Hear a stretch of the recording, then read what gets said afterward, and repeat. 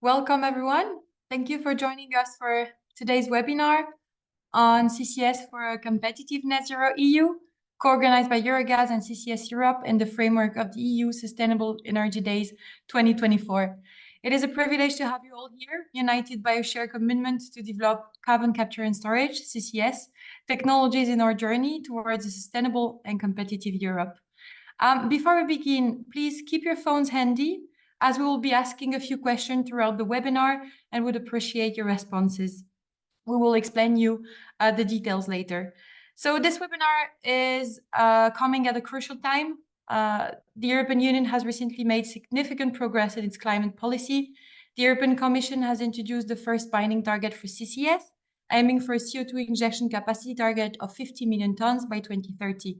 This ambitious goal has been complemented by the publication of the Industrial Carbon Management Strategy, underscoring the critical role of CCS in reducing industrial emissions.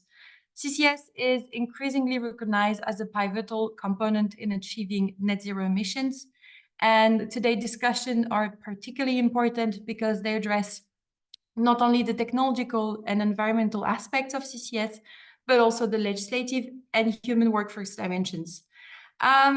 Implementing CCS at scale requires a robust legislative framework that ensures regulatory certainty and integrates CCS into the broader energy industrial strategies. So today we will thank you for joining us. And without further ado, I think we can begin with the first question to the audience. So you will see a QR code on the screen here. You just need to scan it and answer to the first question. Please note that the next questions will appear on your phone, so you don't have to scan the code every time for every question. So you will have 30 seconds to reply, and the vote is anonymous. Let's start already with the first question. So in your view, what is the main challenge for scaling up CCS in Europe? You will have 4 different possible answers: lack of comprehensive regulatory framework, public perception and acceptability, costs, and a nascent CO2 transport and storage infrastructure. You have 30 seconds, and now I see 50 seconds left, so please feel free to participate to the question and let us know what is the main challenge for you for scaling up CCS.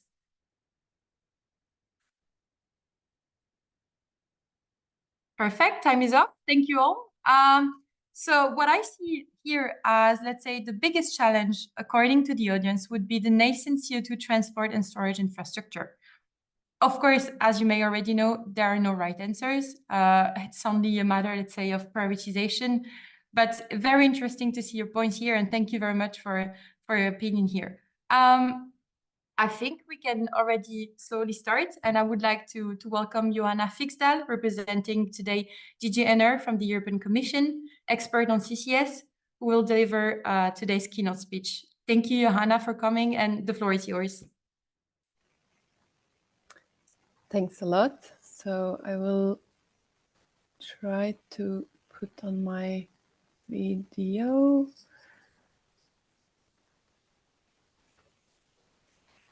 Yeah, I hope you can see and hear me now. So thanks a lot for giving me the floor and for inviting me. This is, like you said, a very timely event. And as you also mentioned, we adopted the ICM strategy on the 6th of February in connection with the 2040 communication, which clearly shows that all pathways towards climate neutrality include carbon management solutions. And as we have been discussing for some time, the scale of deployment is large and urgent action is needed. So I just wanted to highlight some of the key messages as we see it. The first one is, of course, that carbon management is indispensable for the EU to reach its climate targets. It's not an alternative to development of renewables or for pushing energy efficiency. It complements those activities. So we need to make use of the full rainbow of low carbon technologies if we are to reach our climate goals. And the overarching aim of the strategy is to create a single market for CO2 in Europe so that the CO2 can flow freely across borders of the continent, across different transport modes, and also across the different carbon management pathways, whether it's for fossil CCS, for utilization, or for removing CO2 directly from the atmosphere. And another element that is quite crucial is to ensure competitiveness. And this also has a reference to the Net Zero Industry Act, where we intend to build up manufacturing capacity in Europe. However, in my opinion, carbon management is sort of an outlier in this context, because it's not only about creating new jobs, but also maintaining industrial jobs in Europe. So right now, we know that operational large-scale projects are limited in Europe so far. So as I said, we need scale, and we need it fast. So our experience reveals a number of challenges, such as the need for a business case, as was also highlighted in your poll, lack of a comprehensive regulatory framework, insufficient coordination and planning, and cross-value chain risks. And also part of the poll is that we are talking about a nascent market. So we acknowledge that we still need financial support to de-risk investments. So in the Commission, as we see it now, it's really about developing the business models and ensuring deployment of the technologies, and of course, trying to push more FIDs in the market. And in order to get there, what the Commission is doing now is that we are looking at how to implement the strategy in order to build this single market for CO2 in Europe. So in that context, I would like to highlight some of the topics that we are working on. Most importantly, and especially for DG ENER, we are now preparing the regulatory package on CO2 transport and storage, and preparing the impact assessment in order to look at the market rules and how we can connect the different parts of the value chain coming together. And related to that, we are also working on the network planning and integration, and in order to look at if we can establish sort of a mechanism in order to scale this market up and make it coordinated all across Europe. The third element that I would like to highlight is a very important priority for this year, namely the CO2 standards, where we are in the process of awarding a mandate to one of the European standardization bodies. And when we have these standards in place, they will be able to overrule existing ones, because we see that so far we have quite a fragmented market. So we want to ensure that these are harmonized and can create predictability, especially for the emitters. So speaking about that, I think in terms of developing the standards, it's very important to find the right balance between, on the one hand, cost effectiveness, and on the other hand, the risks and responsibilities in the value chain to ensure the safety and integrity aspects. So this topic also highlights the fact that urgent action is needed, because we have several projects in the pipeline. However, at the same time, we see a need to ensure a flexible approach, as we acknowledge that countries have quite different starting points.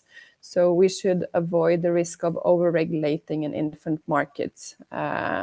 So we want to make sure we get it right and not rush the decisions. Some of the other things that we are working on is to establish a demand aggregation platform inspired by the joint gas purchasing in the EU, as well as developing an EA-wide storage atlas, and finally an EU observatory for sharing knowledge and best practice. And to end off, I think this is quite an important point, because we have quite a few now first-of-a-kind projects where we could have some quite significant lessons learned that will be very crucial for the next projects in the pipeline, so that we can intend to reduce cost more in the future, and also to speed up a bit, because it will take time to develop these projects. But if we can share the experiences from each other, I think this will be very crucial. So to summarize, it's quite comprehensive, but I think if we can work together, so both the Commission, the member states, as well as industry and NGOs, I think what we are seeing now in the Commission, it seems that everyone wants to march in the same direction. We are kind of agreeing that CCS, or carbon management, is essential, but we need to make sure we get it right this time, because we have tried before. And I know, for example, Chris Davies, you have been part of this landscape for quite some time. So yeah, we want to make sure that we can find a good way to get ahead. So thanks a lot for your time, and happy to discuss further. Thank you. Thank you very much, Johanna. Very clear. I think that what we can take from your presentation is that the Commission is well aware of the challenges that we mentioned earlier to develop CCS, but it's also working actively to overcome those and build a clear regulatory framework. So thank you very much for sharing your thoughts, and we fully agree working all together will be really important in this objective. Thank you very much for your intervention. And before we start our panel discussion, I think it's time for a second poll. So we would like to ask you a second question. Please take your phones. If you close the page, please scan the QR code here. So the question is now, where are the main CCS projects located globally? Is it in America, Europe, Asia, Africa, or Oceania? You will have also 30 seconds to reply. So please, waiting for your answers.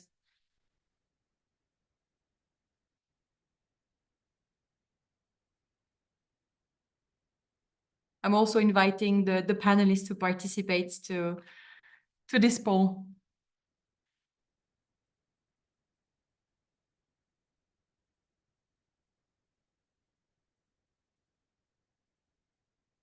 All right, thank you very much for participating.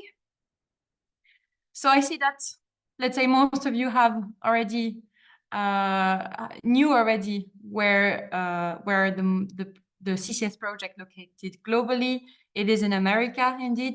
So most of the projects are now located in the US and Canada. So it also shows why we're discussing today to develop CCS at scale within Europe. Thank you very much for your participation.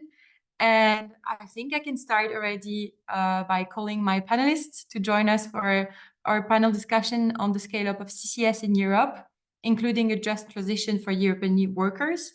So welcome, and thank you for joining us today. I will also ask the audience to share in the chat the questions that they would like to ask to the panelists, and we will try to answer those at the end of the panel. So I think we will start first by short introductory statements from our panelists.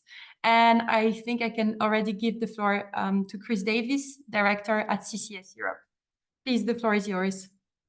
Thank you. And thank you, Johanna, for the introduction.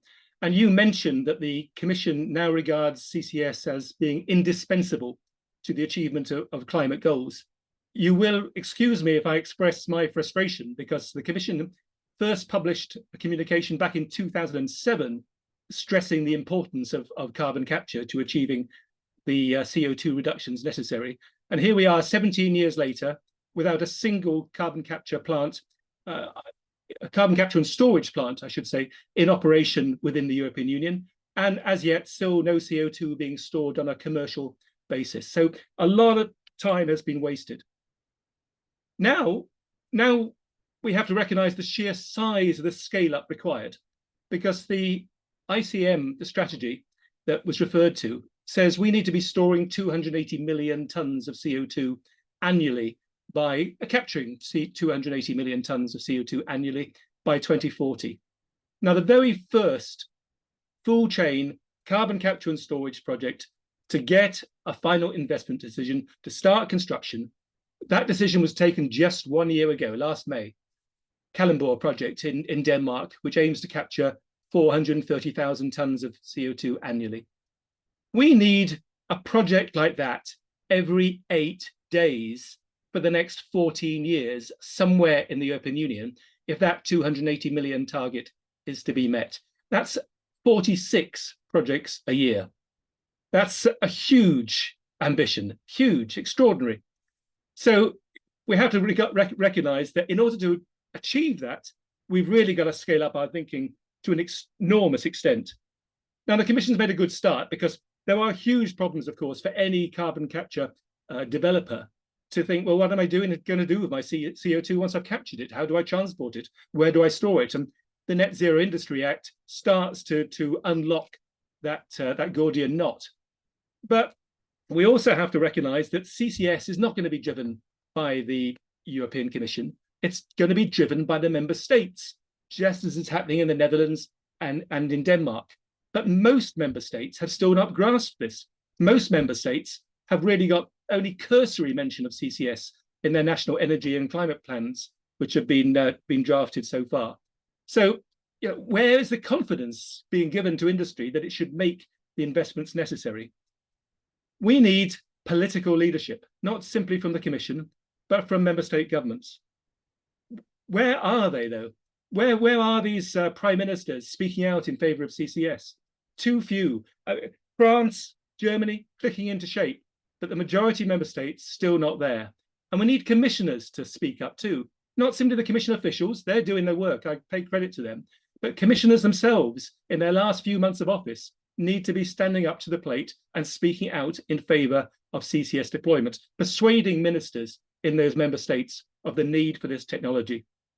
I was in Warsaw just last month, and I met Chris Balesta, who some viewers here will know because he helped to draw up, played a huge part in drawing up the ICM strategy. Now he's in charge effectively of the CCS brief within the new Polish government. And he was asked at a forum I chaired, said, should companies be putting pressure on governments to do this? Should they be speaking up, or do they risk perhaps causing embarrassment and perhaps getting exactly what they do not want? They get a refutation rather than encouragement. His words were very clear. Pile on the pressure. And that's what we need from chief executives across Europe as they look into their future of their hard-to-abate industry sectors, as they look into the withdrawal of free allowances, having to pay huge costs to pay for the emission of CO2, recognizing the need to invest in CCS. Pile on the pressure on the politicians. It's the only way to achieve change.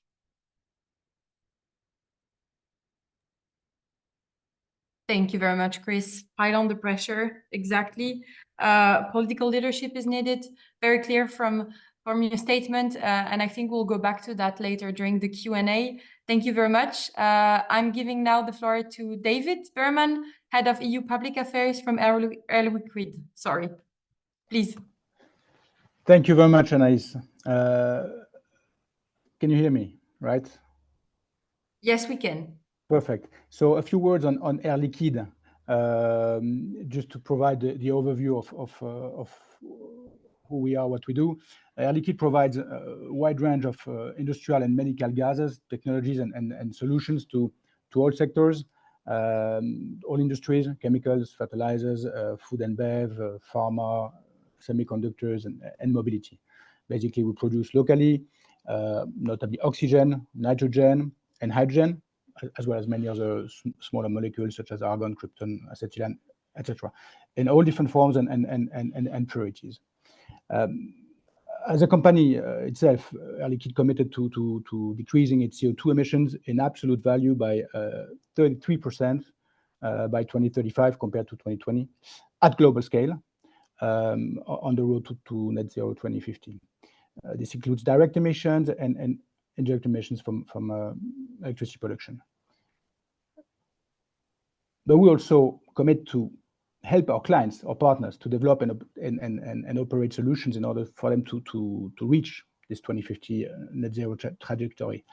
And one of the technologies that we develop is CO2 carbon capture, of course.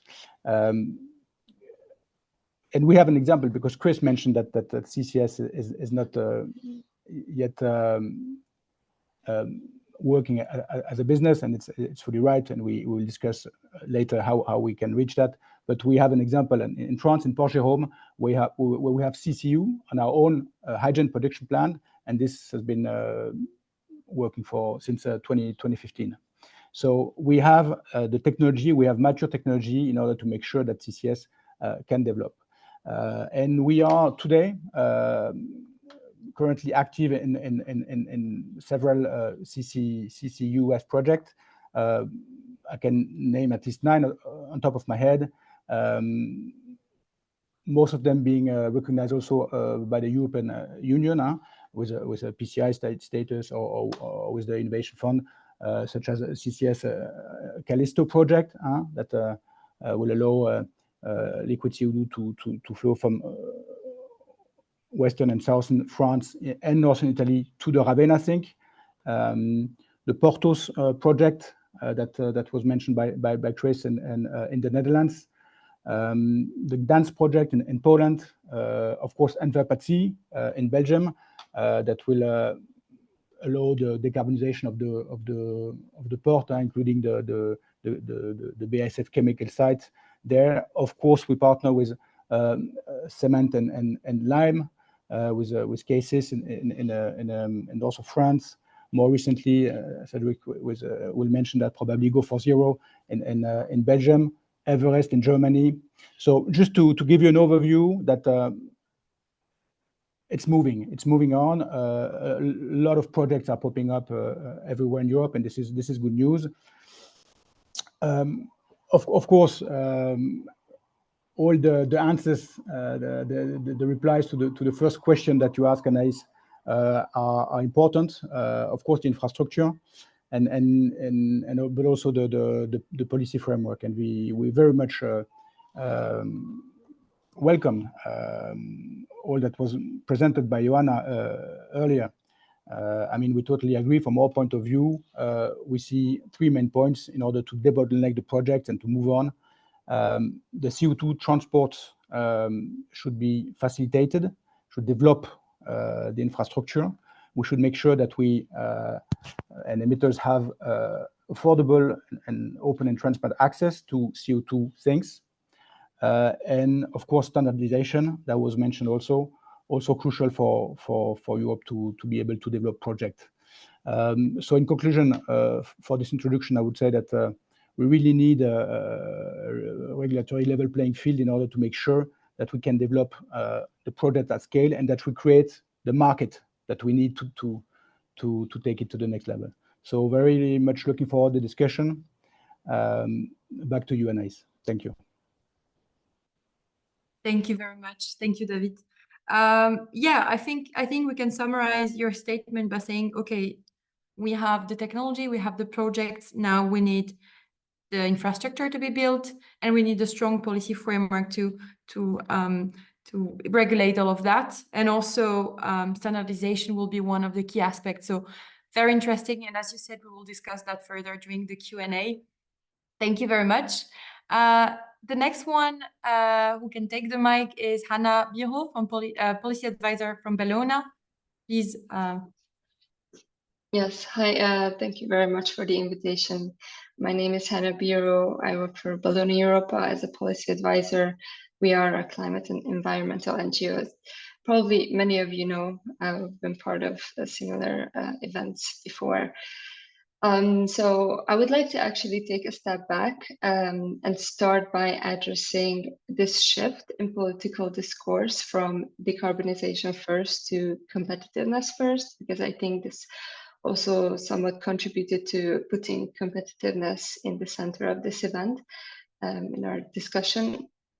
I think one thing that the people who say that we should prioritize competitiveness over climate change mitigation measures tend to forget is that we are in the middle of a climate crisis.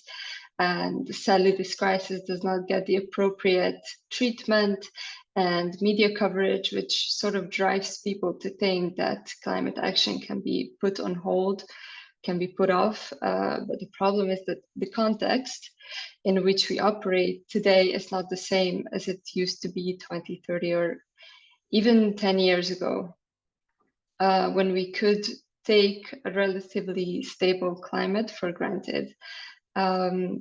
We don't have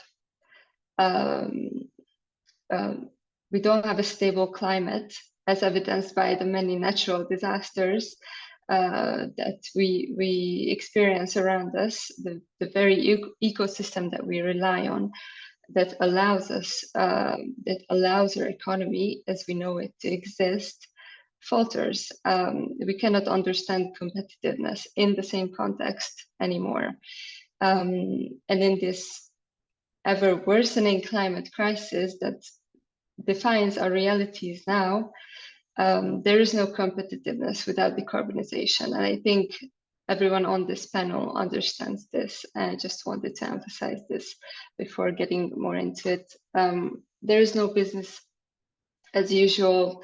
It's only a pipe dream. It's a false narrative, and we should not fall for it. We should not feed into it. And now to CCS, any and every solution that helps us get to net zero in time is hugely important. Like Johanna said in the beginning, CCS is not an alternative to any of the other solutions that we're prioritizing, that the Commission is prioritizing.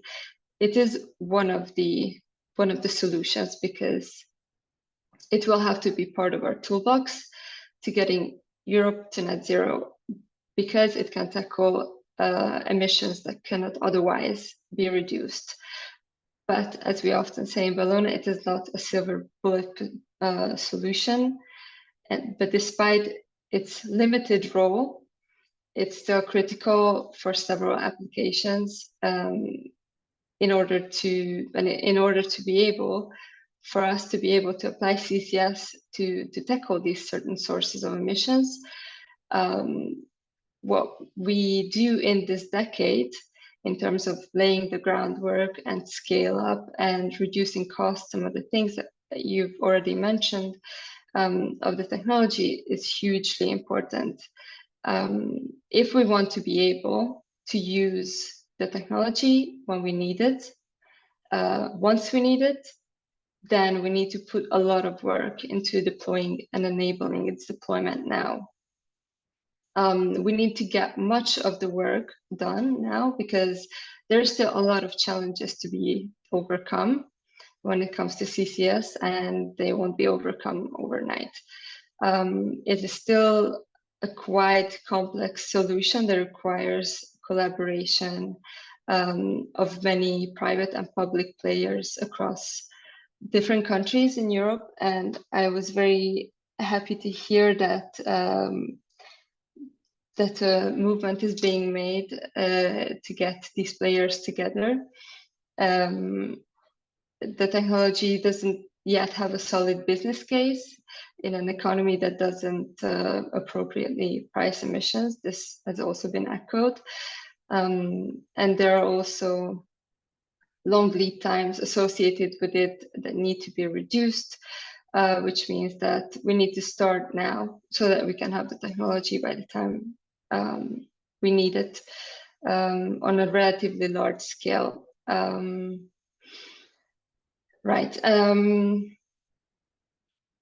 To tackle residual emissions, however we want to define residual emissions, I think this is still up for discussion, and this is something that we should also address.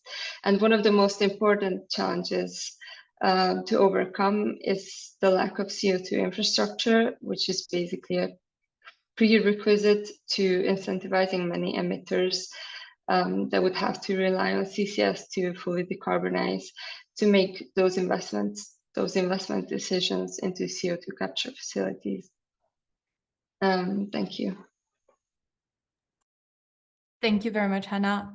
So maybe to conclude a bit what you've said so far, there is no competitiveness without decarbonization, and that we should not forget our main goal, which is to tackle climate change. Very clear from you. Thank you very much. And now I'll give the floor to Cédric de Meeûs, Vice President, a Group of Public Affairs and Social Impact in Holcim. Please, the floor is yours. Hi, Anaïs. Good afternoon, everyone. So I work for Holcim. Holcim, in this context, is known for cement manufacturing, so with CO2 intensive process, and we're currently deploying 6 very mature CCUS projects across Europe, and that's what I would like to talk about. And I would like to make 3 points, Anaïs. The first one is that deploying a CCUS project is not business as usual. It's not business as usual to continue doing whatever we're doing. And the first reason for it is that the models around CCUS are such that the less I capture, the better I will be. So implementing a CCUS project as an industrial operator requires us to reduce the CO2 emissions everywhere we can before we start thinking about carbon capture and implement the carbon capture project. So there's all the upstream CO2 emission reduction that goes with it before we consider CCUS. And the second element is that implementing a CCUS project wherever we are in the world is the first of a kind. It's the first of a kind from a technological perspective, the scale at which this is being done. It's first of a kind in terms of the scales of investments that are required to make this work. And it's also first of a kind in terms of the value chain. Those value chains in most cases do not exist. And we are entering long-term commercial agreements that we've never done before because it didn't exist. So this entire ecosystem is first of a kind. Second point I would like to make is that I mentioned we're busy with 6 projects and many more around the world, but 6 very mature projects in Europe. Every single project is different. There is no blueprint. There is no one-size-fits-all. There is no unique technology. Every single project is vastly different, starting from the energy that is available in the project's ecosystem. Some projects will look at geological storage. Some projects will look at utilization in various forms of utilization, and mostly because of the geographical characteristics, but also because of the local demand and local industrial value chain. Some projects will look on, if you look at the geological storage, some projects will look at onshore. Other projects will look at offshore. And the point I would like to make here is that we need all of it, because each and every project is different. And I just talk about 6 projects being driven by Holcim, but as Chris said at the very beginning, we need hundreds of those projects across Europe to be deployed at an incredibly rapid pace. So we need all options. We need to look at all options. We need to look at all technologies. We need it all, basically. And that brings me to the third point I would like to make. When I say we need it all, it also includes from the regulatory perspective. And hearing at all the work that Johanna mentioned and DG Energy and DG Klima and others are doing, I always relay the message that we need flexibility, because those projects are not business as usual and all first of a kind, because they're all very specific, because they're all based on value chains that the day before yesterday did not exist, and that we are literally constructing them. We need a certain degree of flexibility. And having flexibility means that we, of course, fully supportive and need the regulatory framework, but the regulatory framework cannot, as Johanna mentioned, hinder us. Over-regulation will will reduce our agility, will reduce the speed at which we're able to invest and deploy on the ground ambitious projects. And we need to work hand in hand and already learn what we are learning today from putting these projects in place in terms of what we need in terms of the next steps in the regulation. It's sort of what Johanna mentioned. Because the second if today through the Green Deal we have the primary legislation, the devil is in the detail, and it's the secondary legislation that actually tells us how we're going to work and how we're going to implement that. So we count on cooperation and ready to play open book and collaborate open book with our value chain and with the regulator at European level, national level, to make sure we have a framework that allows us to deploy swiftly ambitious projects. I'll stop here for now, Anaïs. Thank you very much. Yeah, 3 big points. I will try to summarize them. First point is that CCS projects are first of a kind, as you said. So in terms of value chain, in terms of technology, we need to, let's say, build from scratch an entire market. We need all types of solutions. We need all projects on board because we'll need a lot of them to reach our goals. And we need flexibility in terms of regulation because we're still learning, basically. So thank you very much. Very clear for all of us. And now I will give the floor to the last introductory speech, James Watson, our Secretary General at Eurogas. Please, James.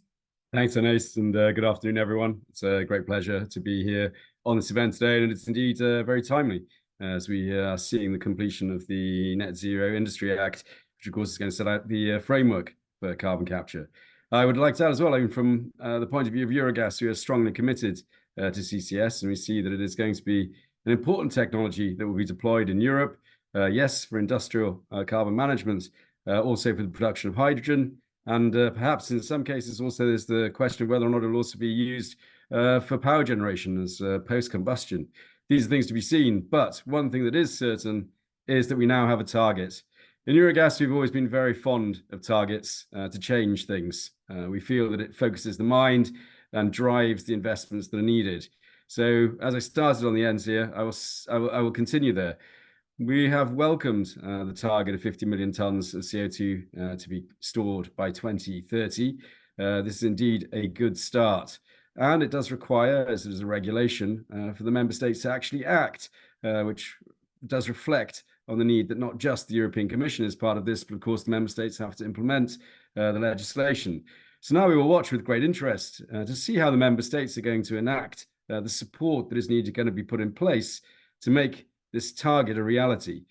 But, you know, if you compare it to a 35 billion cubic meter recital, biomethane, recital, where there is no real direct requirement, no law, no pressure to make this happen, at least on the CCS side, we do have a target that must be met. So we are satisfied to see that that will be done. But now the question will be very much how the member states will implement it and what tools they will use.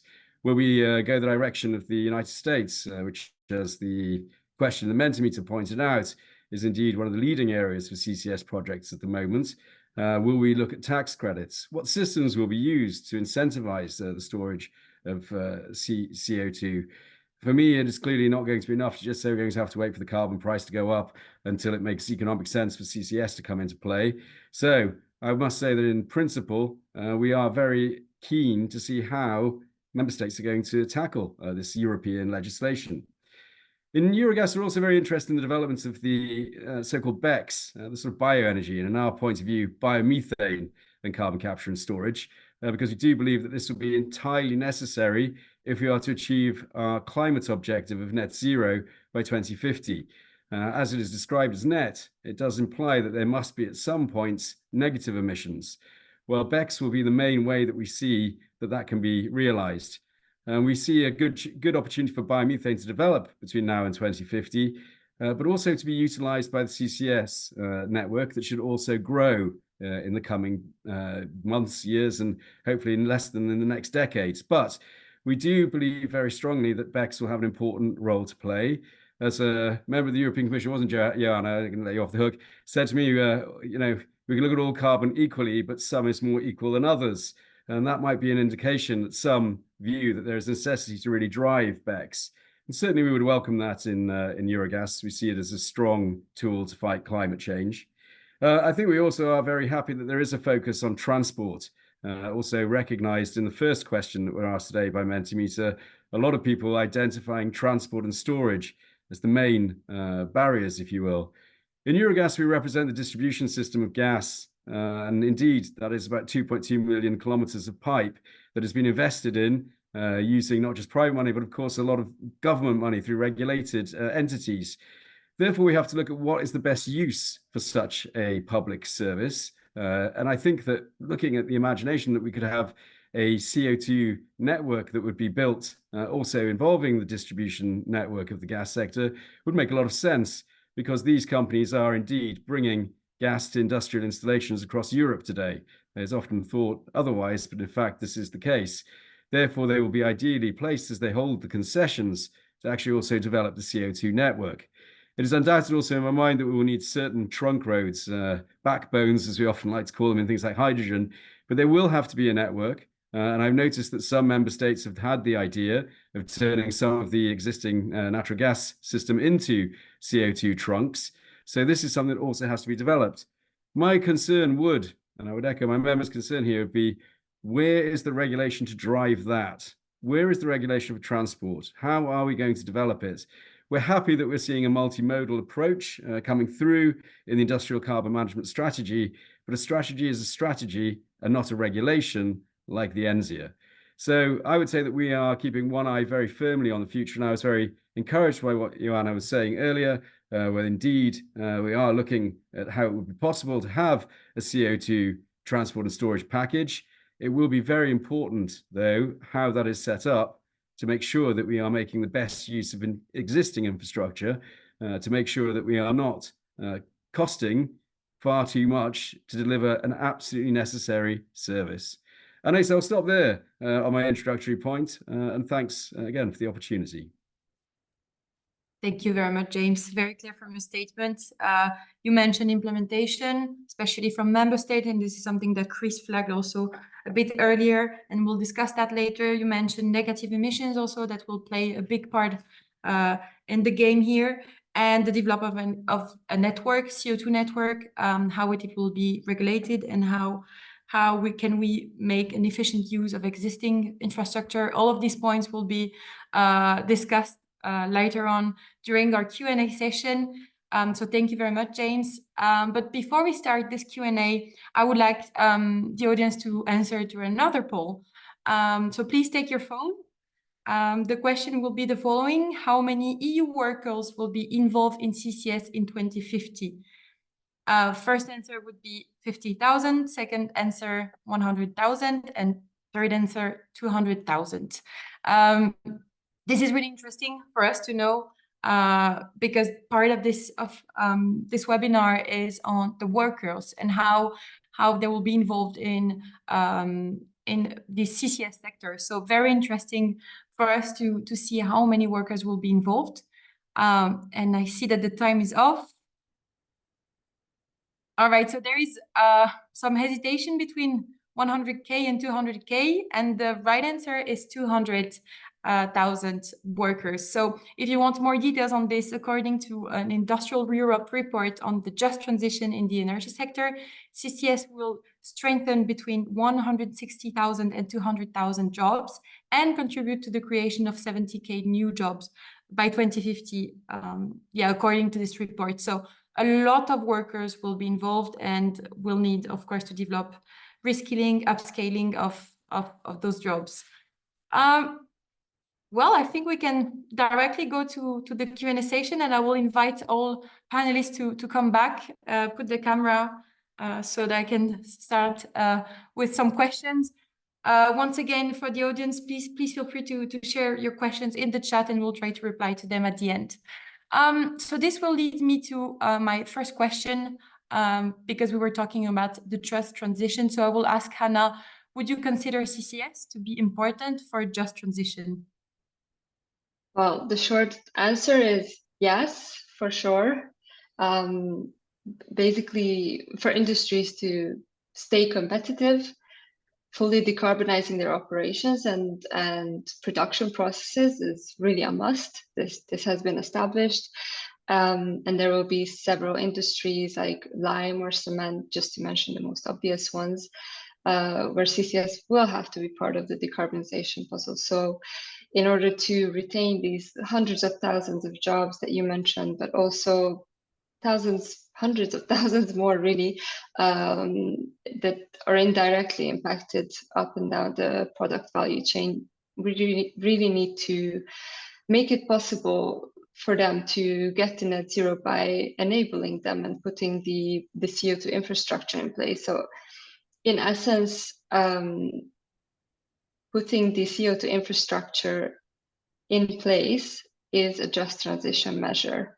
And actually, I don't know if many of you know this, but DG Regio and the Just Transition Platform Working Group on Cement has also worked on making some recommendations based on the input we get from cement plants that are located in areas that are quite remote, that are not necessarily close to industrial hubs or ports. So I think we need to make sure that this infrastructure really reaches these more remotely located plants, basically to make sure that this transition really is just. Thank you. Thank you very much. I think I can directly go into more the challenges that we mentioned so far and that are hindering the development of CCS. And in this context, I would like to come back to Chris with your statement on the member states. Why do you think so many member states are still resistant to CCS, and why do they still ban CO2 storage? And what could we do to tackle this issue? Well, I took the CO2 storage directive through the European Parliament back in 2008. And as far as I'm aware, every member of the Council adopted it because it provides the groundwork for safe and permanent storage of CO2. But no sooner did they adopt it than 8 decided to ban the storage of CO2 on their own territory. And I think they did this largely because they see the popular perception of CO2 has certainly been in the past, where we're talking about CO2 storage, is that this is a waste product being dumped on people by an industry. The reality is that we're talking about trying to store it permanently underground, maybe 2-3 kilometers underground, rather than injecting it into the air above people's homes, across all our homes, into the atmosphere. But the perception is that this is a waste product. And of course, there are also concerns about potential dangers, although frankly, the geologists, we've seen reports saying that geologists expect 98% of CO2 put underground still to be there in 10,000 years' time, which is about as permanent as most of us need concern ourselves with. How do you change this? Well, I just find that the arguments just become unreal, really. CO2, we're happy to pump methane into our homes and set light to it, although it's an potentially explosive gas, but we just do that as a matter of routine. And yet we feel concerned about storing CO2 underground, despite the fact it's something we drink almost every day in many cases. I'm also very conscious that when Ukraine was invaded by Russia, Europe built up its gas storage, its methane storage, and we celebrated that because it gave us security. But much of that methane is stored in rock underneath, some of it beneath Berlin, beneath Paris. And yet we seem to be concerned about storing CO2, which is an inert gas. So a lot of this comes down to leadership, to recognition that the priority is to stop that CO2 going into the atmosphere. And if I may just finish with I've come up with this little homily, which I know is stretching the truth a bit. But we store methane. We store methane in order to keep us warm in winter. We need to start storing CO2 to stop the world getting too warm in summer. Thank you very much, Chris. Thank you. Very clear. I think when we talk about the challenges, we need also to talk about more the projects and how they're also challenged when they're being built. If I go back to Cédric, we have mentioned that Holcim has developed a lot of projects, but what are the different challenges that you're facing? What still needs to be done? That would be a question on my side. Okay, to respond fully, I would need about 45 minutes, but I promise I will do it in 3. Look, the first challenge is the business case. Yeah. You know, as a company, we're not looking for subsidies. We're not looking for. We want the business case to function.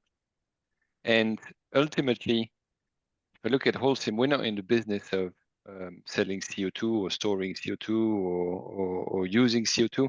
We're in the business of making construction materials, cement. And the only aim that we have is to put decarbonized cement on the market as soon as possible. So you need to put all the different pieces of this long equation together and make sure that the business case works. And what I mentioned, you know, we're entering into commercial relationships that we're not used to. I'm looking at Davies, who works for Liquide. Liquide is an industrial partner in many of the projects, including the one that we launched in Belgium last week, Go for Zero. This is entirely new. So the different partners need to know each other, understand how this business case works for everyone. The other one is the chicken and egg problem. Do I come up with how much I will commit to capture and provide, or do I wait that I have a commitment for a volume to be secured for storage? And again, this is about an alignment of the different parts of the value chain, and the regulatory guidance that we have at EU level is extremely not only helpful but absolutely necessary to give everyone the confidence that we are making the right investments and that we are venturing into an environment which is going to last and is providing the right framework for the years to come, and we're not in an environment where the rules of the game are going to change every 5 minutes. So I would say those are the 2 challenges, but we, you know, usually I tend to focus on the opportunities. There also are opportunities because you mentioned that some of the aspects you're looking at are skills. You know, when we invest in a CCUS project, to take the case of the Go for Zero project in Belgium, what it really means is that we're investing in this facility for the next 100 years, and that we are reskilling all the colleagues that are working there, and we are bringing on board many of them that have a different set of skills that are new and that we need to onboard to build those gigantic projects. I mean, they are pharaonic, these projects. So it's an opportunity, win-win. It's an investment into the future, and if we do this correctly, we will never invest so much in Europe in decades. So overall, it's a positive story. Thank you very much. Well, not overall. It's a positive story, full stop. We don't have a choice. Exactly. Thank you very much. And I think you mentioned, you did a good connection to David. Air Liquide is a major player also in industrial gases, including hydrogen, and has experience in handling CO2. So my question would be, do you feel with the recent publication of the industrial carbon management strategy that there is a similar momentum for CCS that there used to be for hydrogen in 2020? Anaïs, thank you very much for the question. In fact, yes, hydrogen has been on the top of the political agenda for a while now, with the European strategy in 2020. CCUS is now, and we believe at Air Liquide that both hydrogen and CCUS are the 2 pillars of the decarbonation.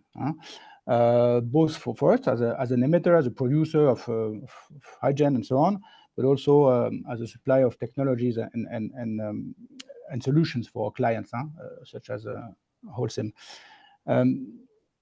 Now the common point is that, in fact, yes, we need the development of the market. We need infrastructure to make sure it develops at scale, because we need the scale and we need it fast. It was mentioned by everyone. Timing is crucial. So what do we see? For example, regulation of the infrastructure. It was with the hydrogen gas package. It was the tool used by Europe to see how to regulate the upcoming hydrogen infrastructure that we don't have today. And the comments here is that hydrogen, both hydrogen and CO2, these are no commodities. So I would agree with everyone saying that we should avoid over-regulation of the infrastructure. And I think James is also totally right that we should probably use already what we have at hand in terms of infrastructure, and stop potentially wasting money in developing gigantic big backbones all over Europe. I think we should focus. All these projects, it was mentioned, are heavy projects. They cost millions, if not billions of euros each. So we should really focus, avoid over-regulation, and for sure, hydrogen. There's a lot about we need more. We don't have enough yet. We don't have enough green hydrogen, and this is why we need also low carbon hydrogen, and this is why we need also CCS and all kinds of low carbon. Techno neutrality was mentioned before, also by Johanna. We need that, and probably we need incentives not only for low carbon cement, but also for low carbon hydrogen, for all kind of low carbon project. And this is a strong message I think we need to pass for the next Commission. Incentives for low carbon products, and surely no over-regulation on infrastructure. That is clear, Anaïs. David, you said though that CCS was one of the pillars of achieving decarbonisation goals, but I see there's a questioner saying, look, why don't we just put all the money into renewables? But the point I'm sure that Cédric and everyone here will make is that renewables are hugely important, but there are certain industrial processes which emit CO2 as the result of the chemical reaction, for example, involved in making cement or indeed many other products. And it doesn't matter how much renewables you have, you need CCS as well. And as Hanna from Bellona was saying, CCS is, none of us here see CCS as a silver bullet. It's a hugely important tool in the chest, and in certain industries, it's absolutely essential. Absolutely, Chris. And just to respond to that very quickly, fully agree with you. And also, I mean, renewables, they have the limits. Of course, we need to optimize. We need to make the best out of the sun, of the wind that we have. But at some point, you need to store. You need to balance the grid. You also need to make sure that your electrolyzers and whatever production process will work 24/7. And for this, you also need low carbon. And I think we will not have enough for the time being of sun and wind. We also need locally in Europe to make sure that we have enough to sovereignly produce what we need to produce. And for this, we need low carbon, and we need all types of technologies that will help us to reach this goal.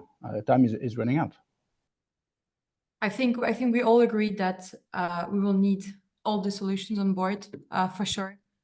We all need to complement each other to reach our goals. And I think now when we talk about concrete projects, we talk about the challenges. I think I would like to ask James, what is next for you? What are we looking for in the next Commission mandate when we will have this new Parliament? What are the next key topics that will need to be discussed so that we develop CCS in the EU? Thanks, Anaïs. I will answer it. I'll just pick up on some other points as well that have been made, just to say about the perception of CCS, which quite correctly Chris has outlined before. I think he also knows, though, very well, we've seen a change in C, if you want to see change around this, partly because of the scientists. We've often been told we have to listen to the science, and IPCC was one of the, or is one of the key elements here, who last year started saying that if you're going to make 1.5 degrees centigrade, which is our objective, also shared by Eurogas, you would now need to use CCS. So the fact remains that the scientists are now saying that CCS is the, if you want, the third or fourth pillar of fighting climate change. And so we also have to utilize that. And I know that, for example, some of the Green MEPs that I've spoken to in the last 12 months or so have become more open to it, as long as it is for industrial emissions that can't be otherwise tackled using renewables or any other technology. So not that they signed up to all uses of CCS, but they were certainly saying that there are certain types of CCS that they recognized there was no alternative to at this stage. So we have to use the science in a way, I think, and that's the way that I would say that, at least for policymakers, that's how we have to make the breakthrough. For the general public, it then comes down to the leadership of the policymakers, and I agree with that. In terms of what we want to see next, I alluded to it in the opening statement. I think it's very important that we now get this clear regulatory framework relating to the transport and storage, so that we can actually start really developing CCS projects at scale, and also taking into account what Chris also said about you need one every 8 days. This is, of course, something we really have to get on with. But if we have a clear regulatory framework, it becomes easier to get investors involved too, because it's de-risking. People are more certain that there is a future of engaging in these projects, and that's what we need, and not just demonstration. I think, the other point is that when we actually are talking about how you finance, it's often overlooked, but certification schemes are important. We see certification for hydrogen, renewable hydrogen. We see certification for biomethane. I think in the end, we're also going to have a certification system that will have to be used to effectively make sure that we can incentivize CCS, but also probably incentivizing BECCS. And I know I am the panelist that's talked the most about that, but in Eurogas, we do see the need to bring BECCS on as rapidly as possible. And we do think that certification and getting that system organized sooner rather than later is very, very important. So, if I'm asking Johanna for anything, it's yes, please bring out the transport and storage package as soon as possible. But don't forget about certification. You, as the European Commission, should take a leading role in that to help us, because it also helps financing and, again, also de-risking. So, Anaïs, I think in the interest of time, I'll stop there. But those are the two elements, I think, in Eurogas and myself, I would see as very urgent. Thank you very much, James. I think I will follow up on what you have just said, and I will ask a question from the chat to Johanna. In the NZIA, it states that the Commission is obliged to carry out an assessment of the functioning of the CO2 market by mid-2027 and may propose a legislative act based on this assessment. So the question is does it mean that realistically there will be no proper legal framework for CCS before 2030?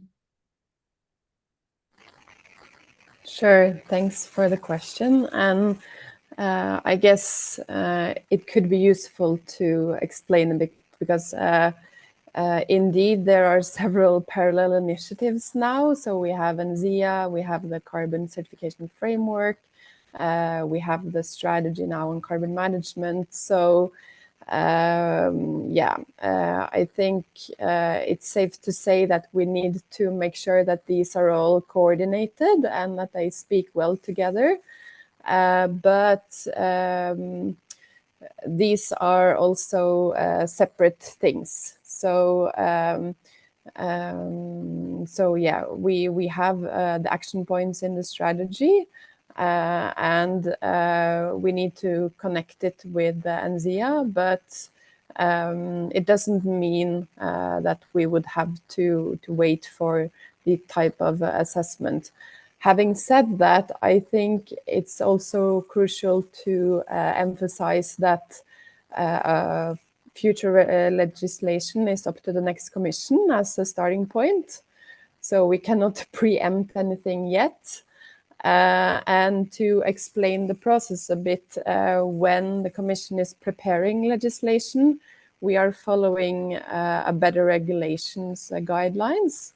So there are different steps that we need to follow. So the first one that we are doing now in preparing is the impact assessment. And this will take some time. And then there are some future steps there. But I agree with what was said by the others as well, that we should establish it as soon as possible. So it could be, for example, logical to look at the regulatory package in relation to the reform of the ETS, which is planned for by 2026.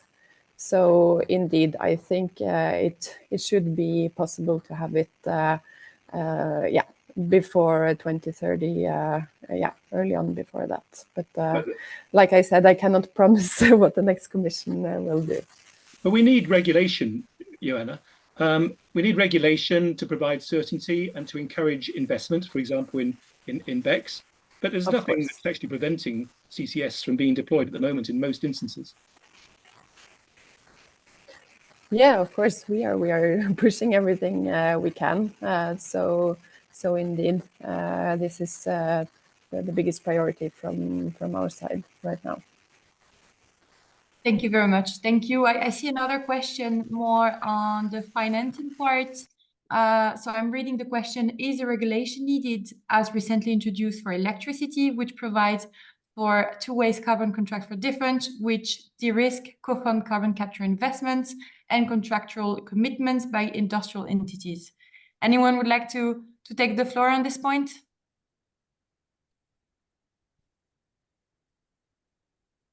How do you finance? Anaïs, rather than leaving silence, I would only say this, as I mentioned in my earlier part. If you look at the US and the IRA, the Inflation Reduction Act, they are talking, things like tax credits, the drug drawdown, I think something like Q45 or something like that, that they are developing. And it's the idea is that, you're obviously giving people specific tax advantages for getting involved in it, which provides a finance. So, yeah, I mean, I don't think in Eurogas we have any specific preference of how it's done. But yes, a mechanism, it could be a CFD. I would be interested to see exactly how it would work, frankly speaking. But we need mechanisms. There is very clearly a strong need for a mechanism. And probably the people on this webinar, the European Commission, we need to actually start banging our heads together and coming up with what we think is the right way to drive the financing. I mean, in the past, it's been talked about the price of carbon, ETS will drive it so that CCS becomes automatic. Well, that's less obvious than it might perhaps have been 10 or 15 years ago. So I think we do need to look at the nature of how we can finance things. I do think we have to look at what the Americans have done, see what's good about it, see what's bad about it, improve on it, and find the right mechanism. CFD seems to be the answer for everything today, especially if you're on the electricity side of things. That might not be the answer on CCS. But James, it's mostly member states, surely. We have, of course, the innovation funds. We have various support mechanisms, ETS, for example, which, if you like, returns money to national capitals, which they can use for investment in climate policy. But ultimately, it is member states that will provide the finance to create the business case to take CCS forward.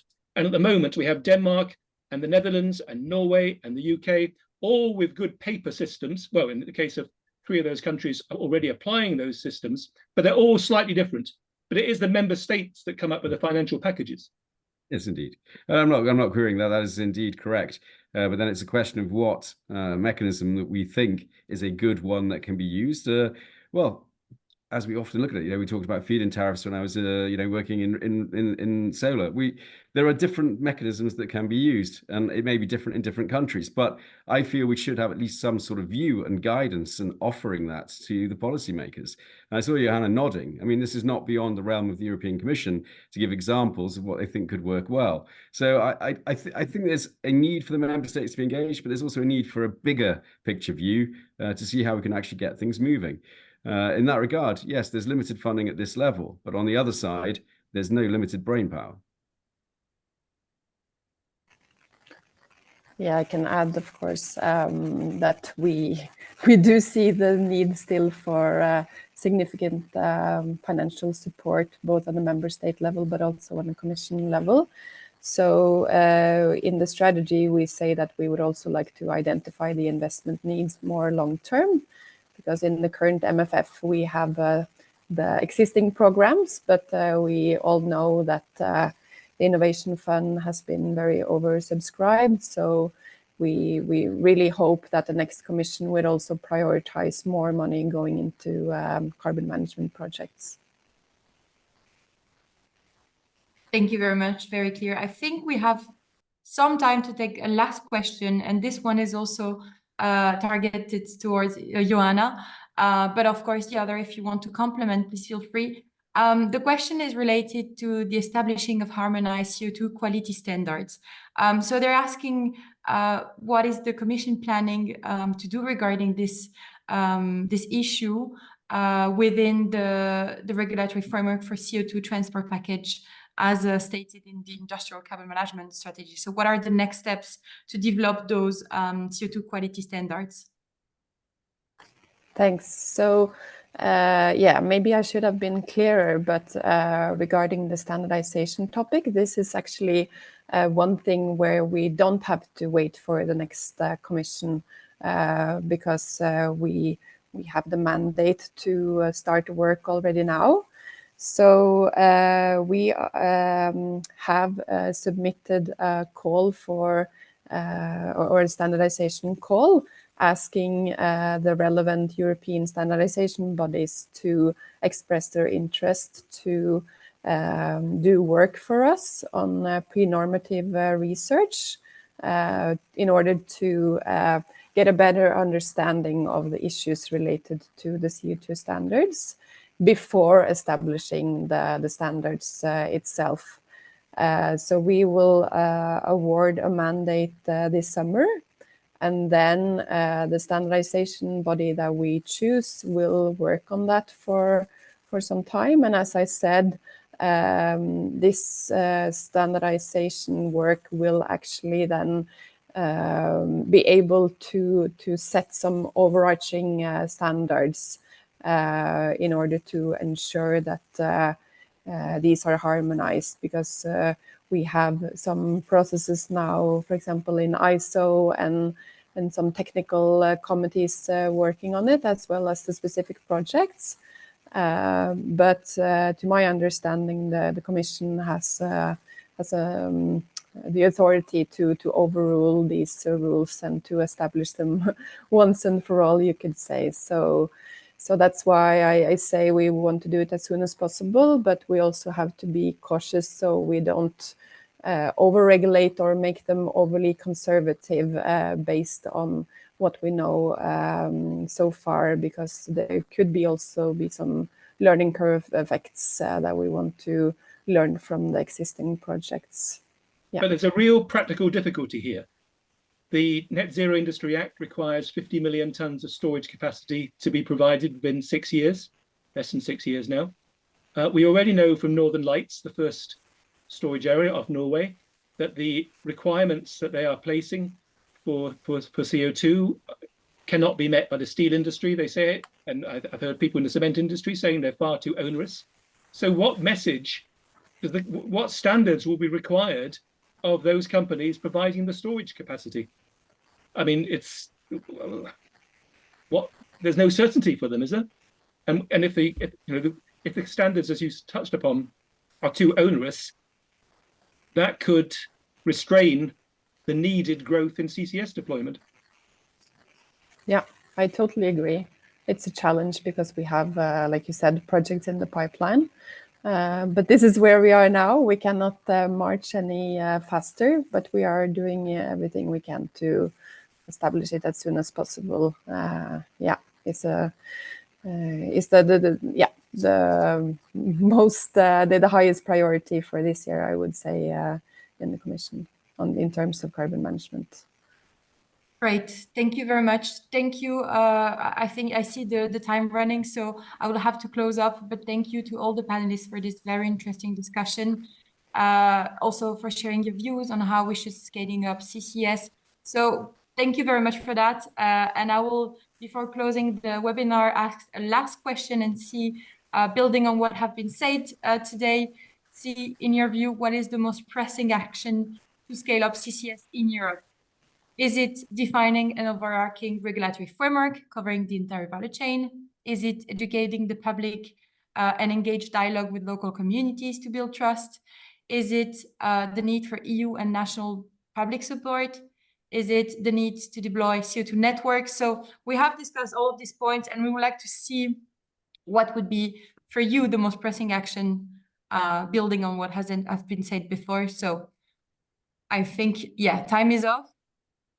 And I see that the main, let's say the first most pressing action would be to develop an overarching regulatory framework. And it's very good because, as Johanna said, it's already starting. So yes, thank you very much for the panelists, for the organizers. And also for the engaged audience, it was very nice to see all of your questions and to see that you were participating to the polls. So thank you very much, and we look forward to continued participation in our future events, and have an excellent afternoon. Thank you. Thank you very much. Thanks, everyone. Thank you, Anaïs. Bye. Good afternoon. Bye. Thank you. Thanks a lot. Bye. Thank you.